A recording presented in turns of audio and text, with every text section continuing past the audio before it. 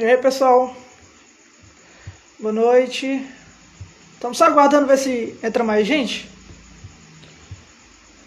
Meu objetivo é falar um pouco hoje sobre a influência do Martyn Lloyd-Jones na literatura puritana, né? Para quem não sabe, na época dos puritanos, na verdade, na época do Martyn Lloyd-Jones, os puritanos não eram muito conhecidos, inclusive ali, quando ele se converteu com seus 20 e poucos anos, na sua juventude, não havia nenhuma editora publicando os puritanos. Os livros que ele chegou a comprar, a maioria foi em lojas sebos, né, de Londres. Então, essa expansão que nós vemos hoje sobre o puritanismo, nos Estados Unidos, aqui no Brasil, em vários países do mundo, né, tendo conferências sobre os puritanos, diversos livros voltando a ser publicados, coleções inteiras, isso não existia na época do Martyn Lloyd-Jones, né? Isso praticamente meio que iniciou ali com algumas influências indiretas que ele teve e algumas diretas por trás de algumas editoras, tá? Então, na época do Martyn Lloyd-Jones, não tinha isso aí não, principalmente quando ele era um jovem ali, que ele estava descobrindo os puritanos, tá? Então, hoje, nessa live de improviso, né, que eu resolvi falar um pouco hoje, pensando aí na editora Dort, que está tentando trazer a publicação, né, do início de uma série de livros clássicos do Richard Baxter, que é o Diretório Cristão, que nós não temos em português. Durante muito tempo, né, a gente nem sequer ouviu falar dessa obra, que é muito importante. E aí eu me lembrei, recentemente eu escrevi sobre Martyn Lloyd-Jones, eu me lembrei da maneira como ele agiu na época, né? Como ele, por trás ali, ele conseguiu levar adiante a literatura puritana, tá? Então, eu acredito que vai ficar salvo depois, então eu vou falando aqui enquanto vocês estão aí, tá? O Martyn Lloyd-Jones, ele é uma das principais figuras que o Senhor deu à igreja no século XX, né? Na época, o liberalismo teológico estava entrando já, infelizmente, nas igrejas. Teve o início também do pentecostalismo ali em 1904, e isso atiçou a turma da época, né? Alguns, eu nem sei se eu diria reformados, mas a turma mais ortodoxa, entre aspas, né? Foi um pouco agitado no início ali do século XX.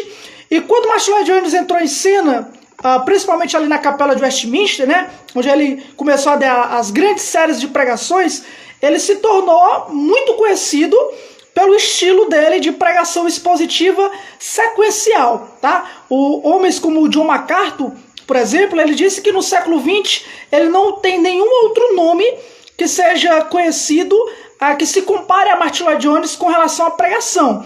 Ele foi alguém que se destacou na pregação expositiva, sempre foi muito sério, sempre foi muito grave, e ele cria realmente que a simples e pura pregação da palavra era suficiente para a conversão dos pecadores, mas também para influenciar a sociedade de uma forma poderosa. O objetivo da pregação, na visão dele, era glorificar a Deus, tanto na salvação de perdidos, quanto na edificação dos santos. Então, ele se destacou pelo poder na pregação, pelas séries de pregações expositivas que ele tinha, né, que ele dava, e que, mesmo com o passar dos anos ali, como algumas séries passam 5, 6, 7, outras mais de 10 anos, e o povo continuava ali sedento para ouvir a pregação. Então, homens como o John MacArthur, Steven Lawson, né, atualmente, né, o Paul Washer, Paul Washer, ele chegou a dizer que as pessoas chamam Jonathan Edwards de o último dos puritanos. Eu me refiro a Martyn Lloyd-Jones como o último dos puritanos. Então, todos esses homens que vieram depois, né, que estão vivos atualmente, reconhecem, olham para o século XX e veem em Martyn Lloyd-Jones a figura do pregador expositivo, aquele que ressurgiu ali uma chama doutrinária, onde ele juntava a ortodoxia e a devoção a Deus, o zelo a Deus na pregação.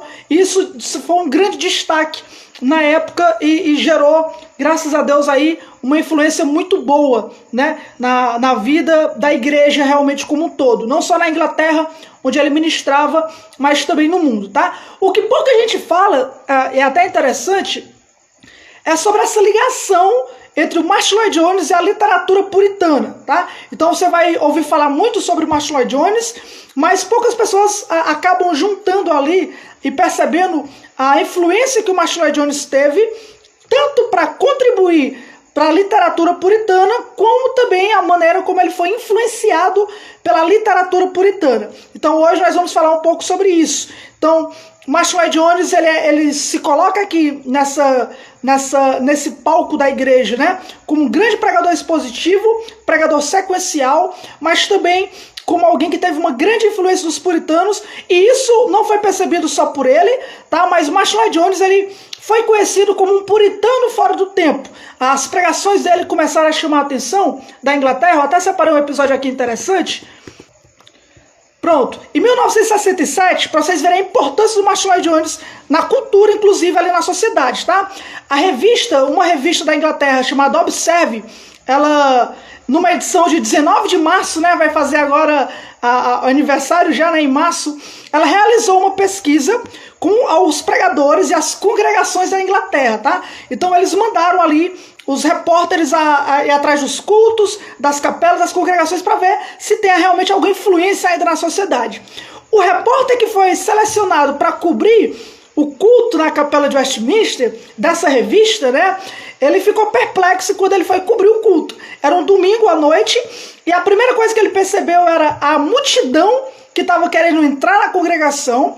Quando ele entrou na capela, isso antes de iniciar o culto, quando ele entrou na capela, a dificuldade para poder achar lugar, até entre os lugares ruins, né? Ele destaca isso, que até ali mesmo no meio do salão, da multidão, era difícil achar um local. E esse repórter, ele ficou impressionado quando ele descobriu na pesquisa dele que ali era um culto de domingo normal. Então não era uma coisa extraordinária, um evento, não, era um culto de domingo normal, onde estava reunindo ali centenas e centenas de pessoas para ouvir o pregador, que era o Martyn Lloyd-Jones. Aí na revista, a revista taxou ele, depois do culto e tal, o repórter taxou ele como o último pregador em Londres, dos grandes pregadores com a arte de oratória. Então destacou ele como um grande pregador na arte de oratória e tal. Era uma revista secular, né? Mas logo em seguida a revista diz: alguém poderia chamar a sua mensagem de puritanismo do século XVII. O cara pegou ali a pregação e lembrou ele de alguma mensagem como se fosse um puritano do século XVII. Isso é uma revista secular. E o repórter ainda confessou: quer seja o que ele diz ou como ele diz, algo é extraordinariamente convincente. Então a impressão que essa revista teve quando foi cobrir o culto de Westminster, primeiro, né, viram que ele era um dos últimos grandes pregadores na arte de oratória, mas a pregação dele era estranha comparada a outros cultos e a outros eventos, porque a pregação dele lembrava mensagens puritanas do século XVII. Então o conteúdo da mensagem, né, talvez ali com relação às últimas doutrinas ali em Atos, né, que ele estava pregando, se eu não me engano, nessa época, a ideia de novo nascimento, de regeneração, contra o pecado, né, isso levou o repórter da revista que foi cobrir o culto a pensar nele como se ele estivesse trazendo uma mensagem do puritanismo do século XVII. Então, Martyn Lloyd-Jones, ele foi caracterizado por isso. E não foi com intenção, né? Ele não era intencional. Outra pessoa comentou na época o seguinte: personalidade dominante, intensidade de convicção, clareza de pensamento, o caráter direto do seu discurso, inteira ausência de empenho em produzir algum efeito oratório, retratam esse puritano moderno.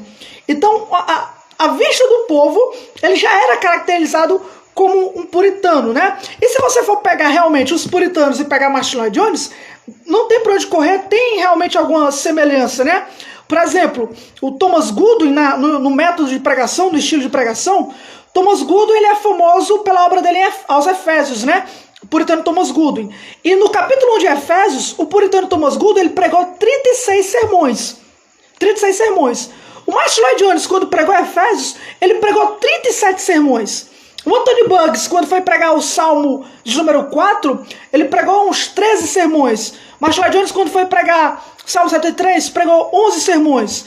Quando ele foi pregar Romanos, ele pregou 372 sermões e não concluiu Romanos, né? Ele parou ali no capítulo 14. Então, o método de pregação do Martyn Lloyd-Jones é muito parecido também com o método de pregação puritana. Então, não apenas o conteúdo sobre pecado, a glória de Deus, regeneração, Deus ele é um Deus que intervém, mas também o método de pregação expositiva e sequencial remontava ali a época dos puritanos. Qual é o pregador que ficou conhecido aí no século XX por pregar 200 sermões em Atos, né? Ou então, 100 e tantos sermões no Evangelho de João?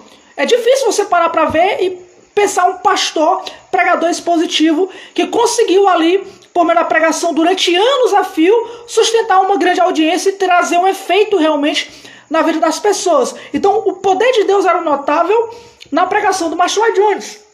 Outra coisa que compara com os puritanos. Então, você já tem o conteúdo da mensagem, o método expositivo do Martyn Lloyd-Jones, mas também a demonstração de poder que acompanhava suas pregações. Ele pregava de um jeito sério e solene, e realmente o Senhor trabalhava a diversos relatos, a diversos testemunhos de conversões, de pessoas que foram ali surpreendidas pela presença de Deus. Se eu não me engano, é o J. Packer que conta que quando ele era jovem, uma experiência marcante que ele teve foi depois de uma pregação poderosa do Martyn Lloyd-Jones, que ele termina o sermão e sai do púlpito, ninguém se levanta.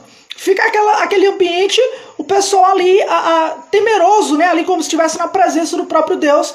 E ele disse que ele nunca ia esquecer essa experiência que ele sentiu ali, ele e uma multidão de centenas de pessoas, através da pregação do Martyn Lloyd-Jones. E que também era uma característica da pregação dos puritanos, tá? Inclusive tem uma alerta que o Lloyd-Jones faz, a gente vai comentar melhor sobre ela futuramente, a gente tomar cuidado para copiar os puritanos, por exemplo, na pregação sequencial expositiva, e tirar de vista o poder de Deus que acompanhava os puritanos. Então, no livro Pregação e Pregadores, que ele tem, ele até alerta os jovens ministros sobre a tentação de querer pregar centenas de sermões em cima dos livros, dos livros da Bíblia, né, expositivos, porque os puritanos faziam. Se os puritanos fazem, eu também quero fazer. Só que ele alerta para lembrar que os puritanos tinham uma comunhão com Deus, buscavam o poder de Deus, e Deus agia poderosamente sobre a vida dos puritanos, e a gente achar que ainda somos meninos espirituais de certa forma e querer o mesmo efeito, fazer a mesma coisa. Então é um alerta que ele deixa que nós vamos ver melhor depois, tá? Então, depois desse paralelo que eu fiz rapidamente sobre a pregação puritana e o método também do Martyn Lloyd-Jones, bora comentar um pouco então como é que o Martyn Lloyd-Jones teve contato com os puritanos. É uma história interessante. Na época que o Martyn Lloyd-Jones estava ali na capela de Westminster, né, muito mesmo antes dele pastorear, ele entrou em Westminster, se não me engano, em 1938. Mas ali quando ele era um jovem ainda, 1920, 1921, por aí, ele costumava visitar a capela de Westminster, e teve uma vez que ele foi visitar ali sendo jovem para poder ver o novo pastor da capela. Então ia chegar um novo pastor lá, e aí ele foi para poder assistir esse culto, para poder conhecer quem era o novo ministro da capela de Westminster. Isso foi em 1923. O novo ministro, ele era um senhor já de 53 anos de idade, e o Martyn Lloyd-Jones na época ele era um jovem, né? Em 1923 ele tinha lá os seus 23, 24 anos de idade. E aí ele disse que ficou impactado com a pregação desse senhor, porque ele focava muito no fato de Deus ser um Deus que intervém, um Deus que age, que traz novo nascimento, né? Que opera na vida do homem.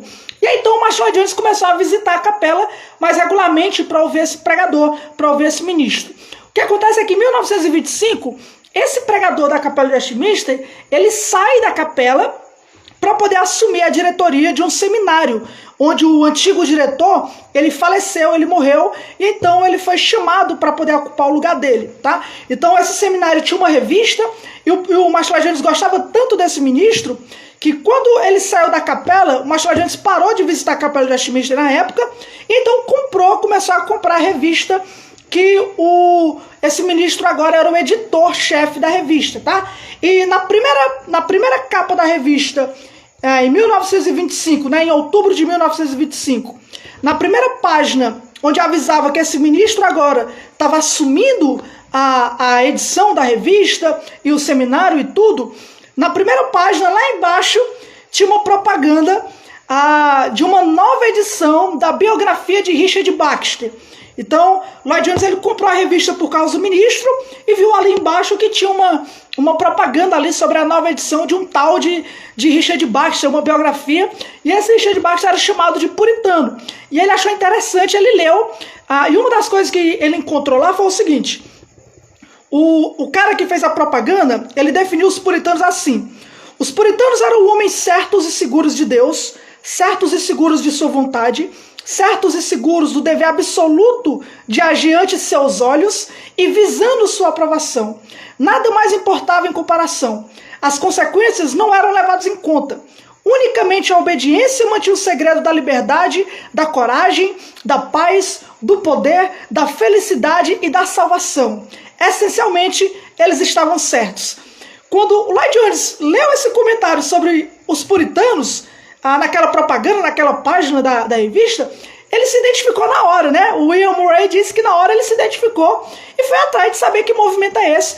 Comprou o livro de Richard Baxter, ele gostou bastante, e aí, pelo que nós sabemos, isso, olha aí, ó, ele conheceu a primeira vez que ele leu algo sobre os puritanos, foi em outubro de 1925, tá? Ele achou tão interessante e que começou a comprar a revista, não mais por causa das colunas, né? Mas porque de vez em quando algum puritano era citado. E ele começou a consumir esse tipo de conteúdo e ir atrás, tá? Lembrando que na época não tinha editoras publicando os puritanos. Os puritanos eram livros que você encontrava em sebo, né? Edições antigas e velhas, tá? Mas ele gostou tanto que em março de 1926... ele foi convidado para falar nas reuniões de inverno, né, da sociedade literária que ia ter para Bandilar, e ele disse que o assunto da sua palestra seria o puritanismo. Então, ele conhece os puritanos em outubro, em março do ano seguinte, ele já quer dar uma palestra sobre os puritanos. Então, o que a gente percebe é que nesse pouco tempo aí, de 6 meses, esse pouco espaço aí, ele leu a biografia do Baxter e ele foi atrás de conhecer mais sobre os puritanos. Ele percebeu a importância da teologia puritana nesse curto espaço de tempo e então ele já queria falar para os outros, né? Ele teve a oportunidade na conferência e ele já queria tratar sobre puritanismo ali na conferência de 1926, tá? Então ele conhece o puritano Richard Baxter em outubro, em março do ano seguinte ele já quer falar sobre os puritanos. E nós temos alguns trechos da palestra que ele deu na época, tá? Ele fala o seguinte, uma das primeiras coisas que ele fala sobre os puritanos, ele diz, o puritano ele não é um homem forte, ele é um homem fraco e que foi dada a graça de conhecer que é fraco.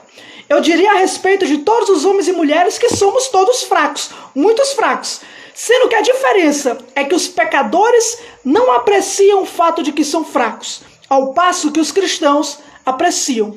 Então nessa palestra inaugural ali sobre o puritanismo desse jovem leitor dos puritanos, ele compreendeu que os puritanos não eram os grandes homens poderosos e por aí vai, ao contrário. São homens que perceberam a sua fraqueza espiritual, a sua dificuldade, né, o seu pecado, e eles perceberam a necessidade que eles têm de Cristo.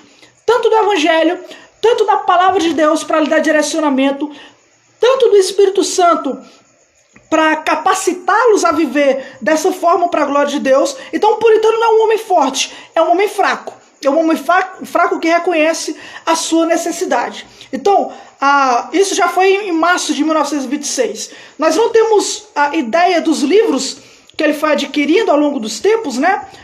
Mas a gente sabe que o puritanismo começou a fazer parte da sua vida. Tem uma palestra no Pregação e Pregadores que ele chega a dizer que todo o ministério dele foi influenciado pelos puritanos. Todo o ministério. Então, quando ele conhece Richard Baxter, e existe uma ligação interessante aqui entre o pastor aprovado de Richard Baxter, a seriedade com que ele trata o pregador, a necessidade do pregador a ser um homem sério, sóbrio, que tenha comunhão com Deus, que pregue com autoridade. Existe uma semelhança no Pregação e Pregadores do Martin Lloyd Jones. Então isso se tornou característica quando ele começou. O primeiro puritano que ele conheceu foi o Baxter, tá? Então quando ele viu o Richard Baxter, começou a ler o Richard Baxter, então ele se identificou e ele viu essa seriedade na vida cristã que eu quero. É esse tipo de vida piedosa, né? Que coloca a pregação, a palavra de Deus, como aquilo que é essencial na vida da igreja. Não é à toa que o Martin Lloyd Jones ele se destacou justamente pela pregação. O Martin Lloyd Jones ele tem centenas de livros, meu amigo. tem meio de livro. Mas esses livros são séries de pregações, nunca esqueça isso. Martin Lloyd Jones tem uns 10, 15, 20 livros por aí, mas a maioria deles são compilados de sermões. Porque esse foi o foco do ministério do Martin Lloyd Jones, tá? Com o tempo, o Martin Lloyd Jones ele não demorou para ele conhecer o John Owen. E aí o Ian Murray vai dizer que até então o Richard Baxter era o puritano favorito dele, mas quando ele chegou no John Owen, aos poucos, o John Owen foi conquistando ali espaço. E ele começou a preferir mais, dar preferência mais ao John Owen do que ao Richard Baxter, tá? O William Murray ele fala o seguinte: no transcurso do tempo, Owen ganhou a preferência de Martin Lloyd Jones, mas ele sempre valorizou o livro Diretório Cristão de Baxter.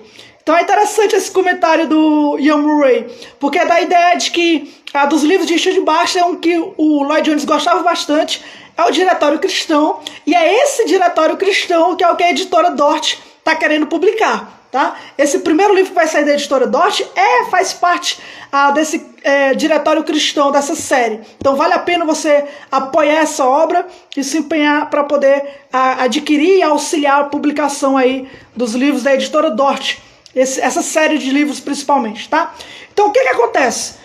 Com o tempo, o Martin Lloyd Jones ele começou a ter uma teologia mais robusta, na medida que ele vai lendo os puritanos, isso é óbvio, tá? Então o puritanismo, ele se destaca na vida de Martin Lloyd Jones, não só no aspecto prático e piedoso, eram homens sérios, homens santos, homens piedosos, mas a teologia puritana começa a dominar também, a ser influenciado na vida de Martin Lloyd Jones. O Stephen Lawson, ele coloca o seguinte: Lloyd Jones não chegou a tais convicções teológicas independente de ajuda externa. Pelo contrário, ele foi grandemente influenciado pelos puritanos, a quem ele realmente lia os seus livros, tá? Então, de Richard Baxter e volumes de John Owen, o espírito do puritanismo, Lloyd Jones acreditava, podia ser traçado desde William Tyndale até John Knox, de Knox até John Owen, de Owen até Charles Spurgeon e por aí vai, tá? A ideia é, a teologia do Martin Lloyd Jones também começa a ser sustentada, né, a ser experimentada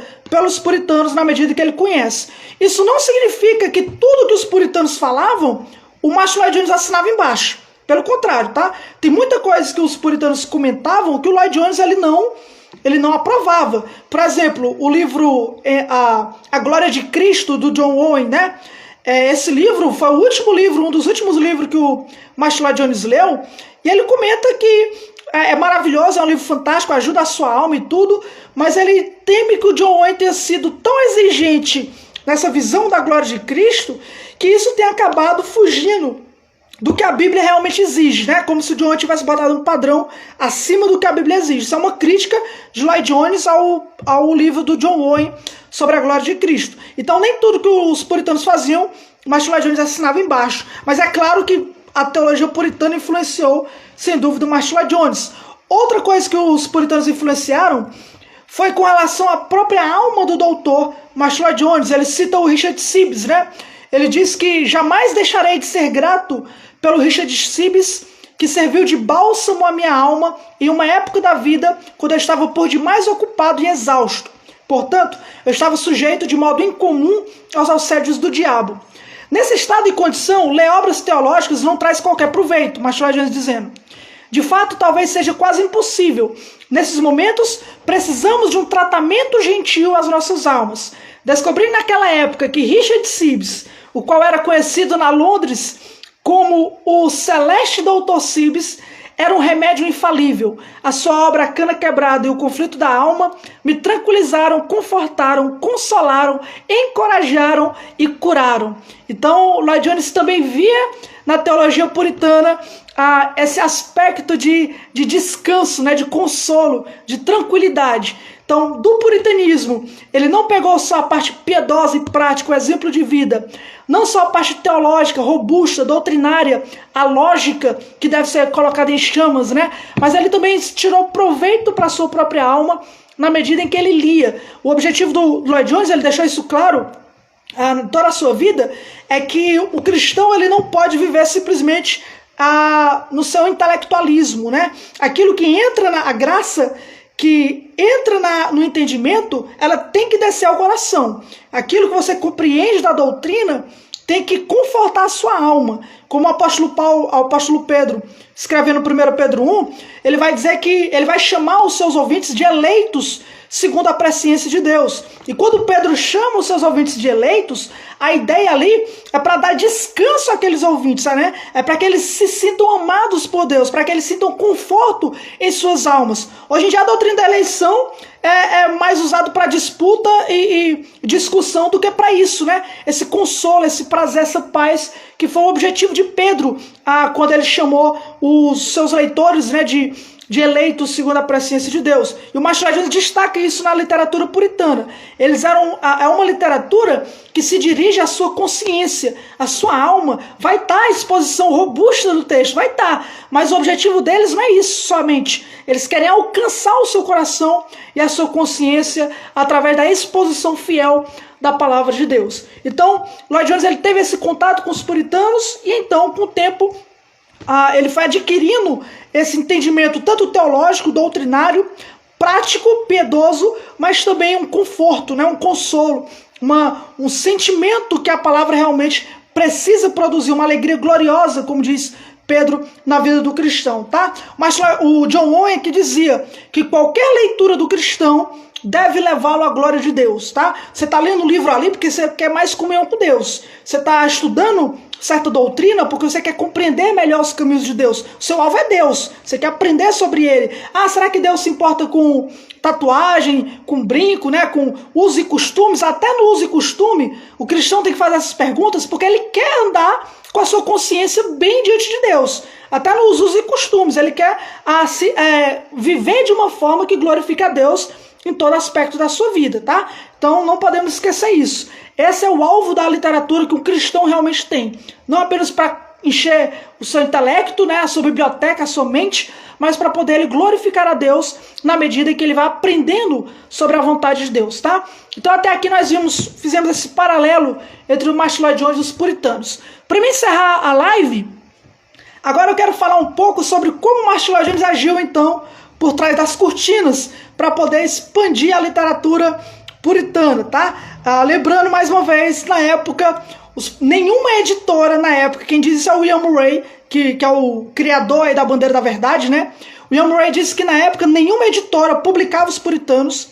O Martin Lloyd Jones ele conheceu o Richard Baxter através da revista, pelo que ele lia uma coisa ali ou outra, né, dos puritanos, e comprando o livro em livraria sebo, comprando inclusive muito barato, né, naquela época. O que aconteceu? Eu destaquei aqui pelo menos 3 aspectos que o Martin Lloyd Jones conseguiu influenciar na literatura puritana. Uma é de uma forma bem formal, no sentido de um por um, né? Influenciou de um por um, fora do púlpito. Segundo, através de apoiar projetos puritanos, como a editora Bandeira da Verdade, nós vamos comentar isso melhor, a Biblioteca Evangélica também. E em terceiro lugar, pela sua forma, pelo projeto que ele eternizou, né? Que é a Conferência Puritana, junto ali com o J. Packer e depois a Conferência de Westminster. Então nós vamos falar um pouco rapidamente, tá?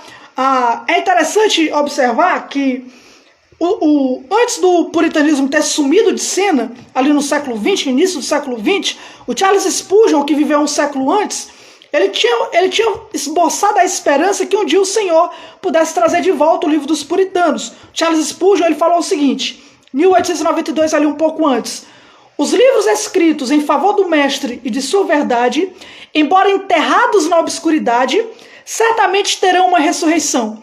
Então Spurgeon morreu ali crendo que Deus iria trazer de volta à tona os livros que glorificam a Deus. Ele estava se referindo ao livro dos puritanos.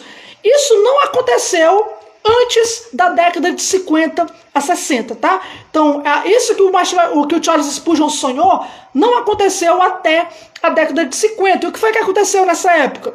Bora lá. Primeiro, o Martin Lloyd Jones, uma das uma das grandes influências que ele teve naquela época foi no meio dos jovens, tá? Ele teve um ministério que atraiu a juventude da Inglaterra na época. A pregação dele já era conhecida, pregação expositiva, o poder da mensagem, né, dele era conhecida, então não demorou para que o Martyn Lloyd-Jones começasse a ser chamado para pregar em algumas conferências. E muitas conferências que tinham naquela época eram conferências promovidas por universidades, por acampamentos, né, por retiros e por aí vai. E o Lloyd-Jones era convidado para participar dessas conferências, onde a maioria que estava na época eram jovens, né?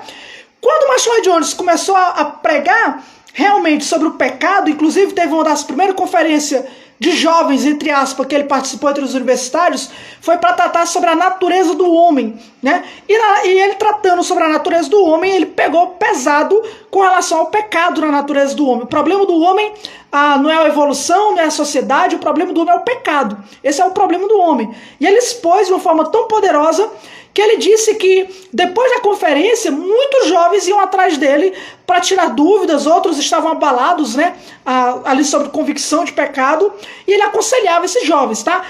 E aí foi quando ele percebeu como ele poderia influenciar uma nova geração, a juventude ali que estava rodando perto dele. Ele conta uma experiência legal, que é quando a sua filha, Elizabeth Lloyd-Jones, ela era um dos jovens ali de Oxford, né? E ela uma vez levou para casa um rapaz que foi visitar ela na sua casa. Eu esqueci até o nome dele aqui. Bernard alguma coisa. Era um jovem na época. E o Martyn Lloyd-Jones falou o seguinte: olha, quando eu vi aquele jovem entrando na minha casa para tomar chá, eu preparei a mesa de chá e botei a cadeira dele propositalmente na frente da minha fileira dos puritanos. Aí o Lloyd-Jones disse que na fileira de cima tinha John Owen, toda a coleção de John Owen, embaixo tinha a coleção inteira de Richard Baxter, e aí começar a ter vários outros puritanos. E ele disse que intencionalmente botou o jovem na frente daqueles livros. E aí quando ele percebeu que o cara lá estava olhando, né, para os livros, o Martyn Lloyd-Jones perguntou: e aí, você está interessado? Você conhece algum desses autores? Aí o cara disse: não, quem são eles? Aí o Martyn Lloyd-Jones disse: não, eles são os puritanos. E aí o Martyn Lloyd-Jones disse que começou a pegar livro por livro e está mostrando a ele, está influenciando ele sobre essas questões, tá? O J. Packer disse que nessa época, a turminha ali da Elizabeth Lloyd-Jones, dele, era uma turma que que se reunia na biblioteca, que se reunia para falar sobre calvinismo, sobre John Owen, os puritanos, influenciado ali por trás pelo Martyn Lloyd-Jones, que tinha essa mania de estar apresentando os livros dele para os jovens. Então, de uma forma pessoal, o Martyn Lloyd-Jones era alguém que, quando ele tinha oportunidade, ele empurrava o livro dos puritanos para os jovens, né? Você percebe a importância desse 1 a 1 que a gente tem que ter. Você vê aí quem é J. Packer, né, hoje em dia, como a gente ouve falar de J. Packer. Na época ele era um jovem, onde o Martyn Lloyd-Jones influenciou a conhecer os puritanos, né? O Packer, ele se apaixonou muito grande ali pelo Richard Baxter, inclusive pelas... Voltou? Inclusive ali algumas teologias erradas, e o Lloyd-Jones tentava consertar ali com relação a trazer ele de volta para a teologia correta, inclusive pela expiação ilimitada, por exemplo, né?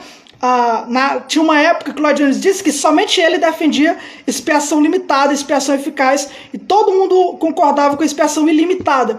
E ele disse que uma vez na conferência puritana, antes de iniciar, ele ficou feliz quando o Packer correu até ele e disse: agora eu creio, agora eu acredito na expiação limitada, né? Porque na época era só o Lloyd-Jones. E aí ele fala que deixou o Richard Baxter e preferiu ali a exposição do John Owen. Enfim, a ideia é: o Martyn Lloyd-Jones cria que era uma literatura bíblica, portanto, ele queria ali influenciar os jovens a ler, né, a empurrar o livro nos jovens, a apresentar aos jovens. A segunda forma foi apoiando editoras puritanas, tá? A Bandeira da Verdade, eu não sei falar esse nome em inglês, é uma famosa editora muito conhecida ali.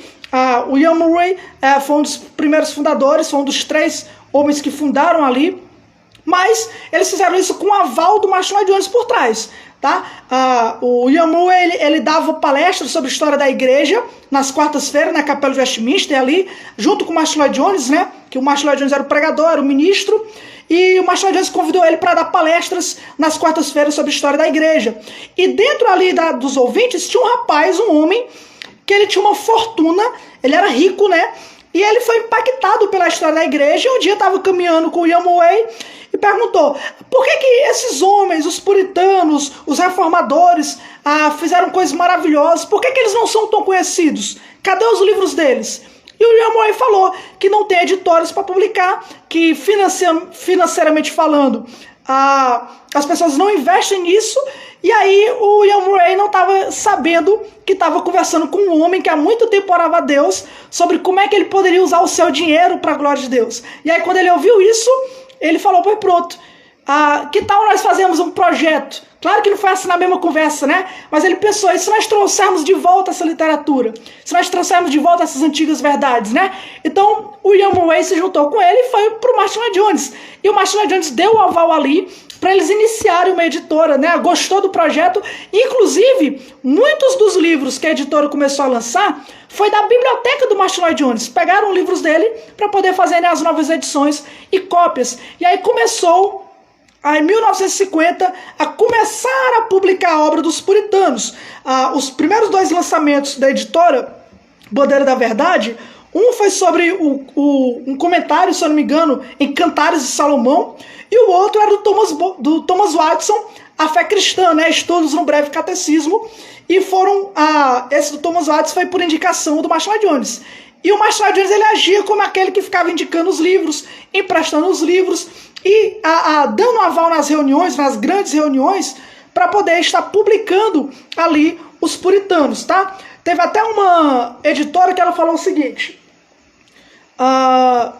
1971, né? Falando que a Bandeira da Verdade se tornou um sucesso e tal, e trouxe um reavivamento da teologia reformada e um reavivamento interessante pelos puritanos. E o Murray disse que não concorda com essa revista. Pelo contrário, ele disse que a Bandeira da Verdade só foi um sucesso porque começou a publicar os puritanos, porque o povo já estava com essa fome por causa do Martin Lloyd Jones. O Martin Lloyd Jones já estava pregando, já estava anunciando, e aí teve essa fome. Por isso que o pessoal começou a comprar e por isso que a editora foi um sucesso, tá? Então, o Martin Lloyd Jones, ele teve ali por trás da editora, emprestando seus livros. Quando publicava os livros, ele indicava os livros, ele falava sobre os livros. Em pregação e pregadores, ele vai estar indicando os pregadores lá a comprarem os livros puritanos, porque ele acredita que isso realmente faz um bem à vida cristã, tá? Terceiro lugar, para a gente terminar, a famosa Conferência Puritana e Westminster. Mais uma vez, por influência do Martin Lloyd Jones, né? Dessa vez foi o seguinte, essa ideia da Conferência Puritana, que deu nome ao livro, né, do Martin Lloyd Jones, sobre os puritanos, suas origens e seus sucessores, foi uma ideia do J. Packer junto com um colega dele de universidade. E eles foram ao Martin Lloyd Jones e deram essa ideia, que tal fazer uma conferência e tal sobre os puritanos, para a gente estudar a teologia puritana e tal. E o Martin Lloyd Jones concordou. Ele não só concordou, como ele cedeu, inclusive, parte ali da capela de Westminster, um salão menor, para poder estar realizando a conferência. E ele mesmo se colocou como o preletor, o primeiro preletor ali da Conferência Puritana. Só que ele não apenas foi o primeiro preletor, como ele também foi o cara que guiou as reuniões da conferência. Ele chamava o pessoal, tinha umas discussões depois das palestras, né? Eram 6 palestras e 2 dias de conferência. Primeiro dia tinha 3 palestras, segundo dia tinha mais 3 palestras, e depois de cada palestra, menos da última, havia ali um momento de discussão, de conversa sobre aquilo que foi palestrado, tá? Então ele era aquele cara que mediava. Ele apoiou o projeto, ele se tornou palestrante, inclusive das últimas palestras ali. Ele, a partir de certo tempo, né, ele ficou fixo para sempre estar dando a última palestra. Foi acordado entre eles, e a última palestra não tinha ali depois um momento de discussão, mas ficou acordado entre eles fazer dessa forma. E aí, essa conferência puritana em Westminster durou muito tempo, ali de 1900 e... Deixa eu ver aqui, a primeira conferência, 1950. De 1950, a conferência puritana, e a última vez que ele falou na conferência puritana foi em 1979. Foi? 1978, tá? Então essa conferência puritana em Westminster durou de 1950 até 1978. Ele já tinha ali 79 anos, quase 79 anos na última palestra que ele deu na Conferência Puritana, tá? Houve um momento ali da conferência, nos anos ali, que ele teve a diretoria da conferência, o J. Packer, Lloyd Jones e mais uns 3, 4 rapazes, tiveram problemas entre eles, né? Com relação ao rumo que o Packer estava tomando sobre o ecumenismo. Foi um problema sério que houve na época do Martin Lloyd Jones, e ele viu que quando o problema começou a se alarmar, ele achou que isso ia atrapalhar na conferência, e ele achou melhor acabar com a conferência ali, em 1970, se eu não me engano, e não teve nenhum recado, não teve nenhum aviso, a Conferência Puritana simplesmente cessou, simplesmente acabou, não teve naquele ano. Ele mandou uma carta para o J. Packer avisando que seria melhor não ter a conferência, devido aos rumos, né, que a controvérsia ecumênica estava tomando. Isso ia acabar chegando na liderança, obviamente, atrapalhando a conferência, e ele achou melhor parar a conferência de boa, sem ter nenhuma treta, sem ter nenhum problema mais sério, né? Isso ficou só um ano, 1970, sem ter. Só que como já estavam acostumados, tinham pastores, tinham ministros, já tinha mais de 60 pessoas que costumavam participar da conferência, e ia só aumentando, né? As pessoas se reuniram e disseram, não, a gente não pode parar a conferência por causa desse problema, né? Conferência Puritana. E aí eles criaram a Conferência de Westminster, que é basicamente a mesma Conferência Puritana, só que sem o J. Packer e sem nenhum orador que abraçasse a visão ecumênica, né, que estava tendo na época. Eles podiam participar. Existe uma fake news aí dizendo que os anglicanos não podiam participar da conferência. Isso é errado. Eles não podiam ser oradores na conferência, palestrantes, né, para poder não ter problema. Mas, obviamente, a conferência era aberta, tá? Então, a partir dessa época, no ano seguinte, voltou a conferência sendo a Conferência de Westminster. Você pode ter todas as palestras do Martin Lloyd Jones, tanto na Conferência Puritana quanto na Conferência de Westminster, no livro Puritano, Suas Origens e Seus Sucessores, tá? Todas as palestras do Martin Lloyd Jones estão lá, as últimas palestras, a partir do momento que ele começava a dar a última palestra, tá? As primeiras palestras, já procurei em todo canto, não achei, acredito que talvez não tenha, né? Ele foi o primeiro palestrante. A primeira palestra dele foi sobre pregação puritana, nós não temos essa palestra até onde eu sei. Mas, quando ele começar a ser o último palestrante, aí nós temos todos, tá? Que é de 1958 até 1979, ali é muito tempo, tá? Então, Martin Lloyd Jones, ele influenciou os puritanos dessas 3 formas, a literatura puritana. Primeiro, no 1 a 1, no manual, né? No Ei, tu já viu esse livro? Olha esse livro aqui, aprende e tal. Principalmente os jovens, ele fazia isso mais com os jovens. Segundo, através do apoio a editoras, né, como é o que a gente está fazendo aqui nesse perfil, tentando apoiar a editora Dort para publicar mais livros puritanos. Ele via nisso uma oportunidade necessária para a igreja, e aí ele influenciava, né, a publicação dessas obras. E, em terceiro lugar, através da Conferência Puritana, projetos que falavam sobre os puritanos, que lidavam ali com a literatura e a doutrina puritana. Dessa forma é que o Martin Lloyd Jones ele tinha esse costume, tá? Pra gente encerrar, é o seguinte, por que o Martin Lloyd Jones fazia isso, tá? Primeiro, ele fazia isso porque ele não queria ser puritano, ele queria ser bíblico.